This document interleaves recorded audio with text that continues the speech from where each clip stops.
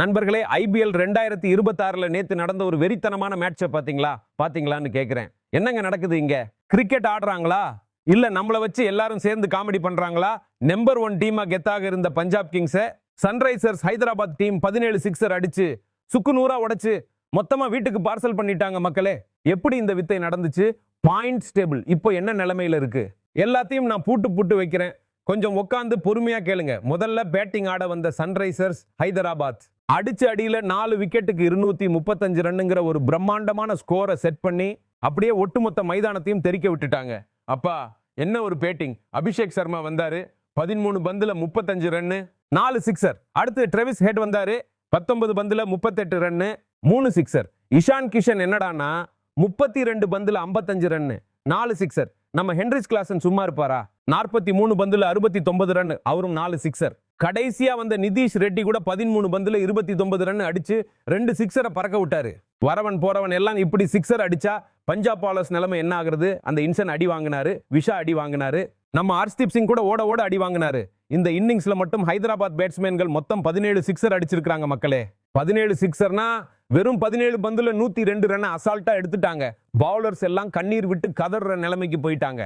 சரி, 236 ரன்னுங்கிற மலையளவு டார்கெட்டை துரத்த வந்த பஞ்சாப் என்ன கழிச்சாங்க?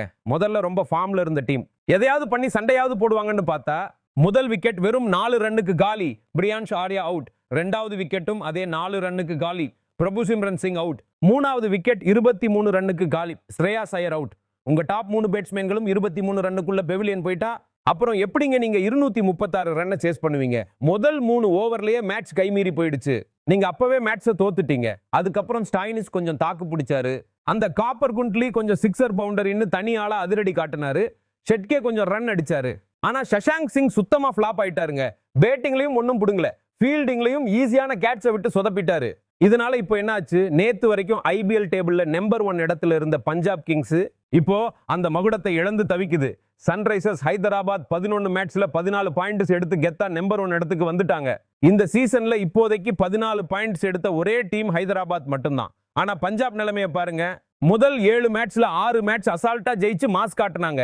ஆனா இப்போ 10 மேட்ச் ஆடி முடிச்சோம், அதே 6 வெற்றி தான். தொடர்ந்து 3 மேட்ச் தோத்து போய் அவங்க கிராப் அப்படியே பாதாளத்துக்கு போயிட்டு இருக்கு. 13 பாயிண்ட்ஸ்ல மாட்டிக்கிட்டு முழிக்கிறாங்க.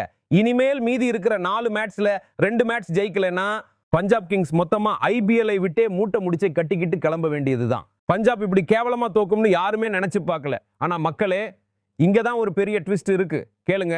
7 மேட்ச்ல 6 மேட்ச் ஜெயிச்ச ஒரு டீம் தொடர்ந்து 3 மேட்ச் எப்படி இவ்வளவு கேவலமா தோக்கும்? நேத்து நடந்த மேட்சை உத்து பார்த்தா கேமராவில் சில உண்மைகள் மாட்டிருக்கு. பால்ல தண்ணியை கலந்தாங்களா இல்ல தண்ணியில பாலை கலந்தாங்களான்னு தெரியல. ஆனா பஞ்சாப் டீம் இந்த மேட்சை வேணும்னே தோத்தாங்களோன்னு ஒரு சந்தேகம் வருது. அதுக்கு முதல் ஆதாரம் சஷாங்க் சிங் விட்ட அந்த ஹென்ரிஸ் கிளாசன் கேட்ச். சஹால் போட்ட பால்ல கிளாசன் அடிச்ச ஷாட் நேரா சஷாங்க் சிங் கைக்கு வருது. பந்தை அழகா கையில பிடிச்சிட்டாரு. ஆனா பிடிச்ச பந்தை என்ன நினைப்பாருன்னே தெரியல, சும்மா பொசுக்குன்னு கீழே போட்டுட்டாரு. ஏன்பா, பின்னாடி இருந்து யாராவது கேட்ச் பிடிக்காத அவங்கள ரன் அடிக்க விடுன்னு சொன்னாங்களா? ஒவ்வொரு மேட்ச்லயும் கேட்ச் வருது, அதை பிடிக்கிறீங்க, அப்புறம் கீழே போடுறீங்க. உங்களுக்கு எல்லாம் வெளியூர்ல இருந்து போன் வருதா? வெளியே உட்காந்துருக்க நாங்க எல்லாம் என்ன முட்டாளா? உங்களுக்கு மட்டும்தான் கிரிக்கெட் தெரியுமா? பாவம் அந்த சஹால் அவ்வளவு சூப்பரா பவுலிங் போட்டுட்டு தரையில உட்காந்து தலையில கை வச்சுட்டாரு. ரிக்கி பாண்டிங் வெளியே உட்காந்துக்கிட்டு என்னடா பண்றீங்கன்னு தலையை பீச்சுக்கிறாரு. இது மட்டுமா?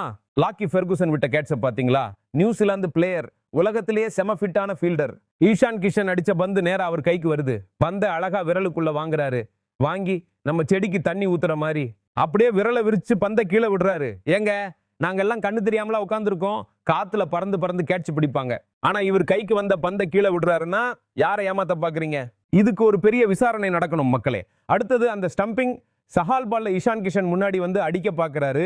பந்து மிஸ் ஆகுது. ஆனா கீப்பர் பிரபு சிம்ரன் சிங்கும் அந்த பந்தை கோட்டை விடுறாரு. பந்தை மட்டும் பிடிச்சிருந்தா ஈஷான் கிஷன் அவுட் ஆகி இருப்பாரு. ஆனா நீங்க விக்கெட்டை எடுக்கவே கூடாதுன்னு கங்கணம் கட்டிக்கிட்டு வந்தா எப்படிங்க? ஸ்டம்ப் உங்களுக்கு கண்ணுக்கு தெரியலையா? நீங்க கேட்சை விட்டீங்க, ஸ்டம்பிங்க விட்டீங்க. அதனாலதான் அவங்க 235 ரன் அடிச்சாங்க. உங்க டாப் ஆர்டர் பேட்ஸ்மேன்கள் கொஞ்சமாவது சேஸ் பண்ண ட்ரை பண்ணாங்களா? பிரியான்ஷ் ஆர்யாவோ பிரபு சிம்ரனோ கேப்டன் ஸ்ரேயாஸ் ஐயரோ யாருமே ஒன்றும் பண்ணல. பஞ்சாப் கிங்ஸுக்கு திடீர்னு என்னதான் ஆச்சு? பார்க்க பருப்புல ஏதோ கருப்பா இருக்கிற மாதிரி தான் எனக்கு தோணுது. இவ்வளவு ஈஸியா ஜெயிச்சுக்கிட்டு இருந்த ஒரு டீம் இவ்வளவு அசிங்கமா தோக்குறாங்கன்னா பின்னணியில ஏதோ நடக்குது மக்களே. நான் கேட்கறது நியாயம் தானே? இந்த கேட்ச் ட்ராப் இந்த கேவலமான ஃபீல்டிங், இந்த சந்தேகமான தோல்வியை பத்தி நீங்க என்னங்க நினைக்கிறீங்க? இது வேணும்னே பண்ண சதியா இல்ல நிஜமாவே சொதப்பலா? உங்க கோபத்தையும் உங்க கருத்தையும் உடனே கமெண்ட்ல சொல்லுங்க, பாப்போம் யார் யார் என்ன நினைக்கிறீங்கன்னு.